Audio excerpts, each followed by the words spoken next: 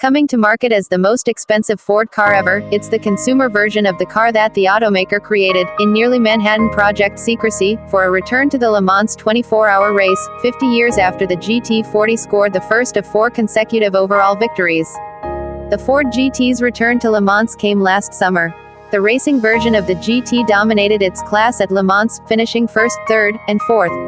The stellar performance came more than a year after the Ford GT made its cheeky surprise appearance as a prototype at the 2015 North American International Auto Show in Detroit, completely upstaging the unveiling of the Acura NSX.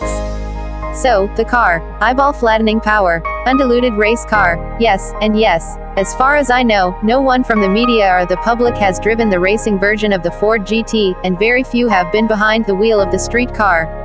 Until now. I've been in sports car racing for over 35 years, and this is the most formidable race car I've ever driven. Staged in Utah, Ford's program for the media included a run on public roads, including some sinuous mountain stretches with decreasing radius turns that ranged from slow to OMG fast. Power. Sure, there's no shortage of that. An adaptation of Ford's EcoBoost 3.5-liter V6, the twin-turbo street-legal engine is rated for 647 horsepower. In a low-riding mid-engine sports car, this adds up to 0 to -60 miles per hour in 3 seconds flat.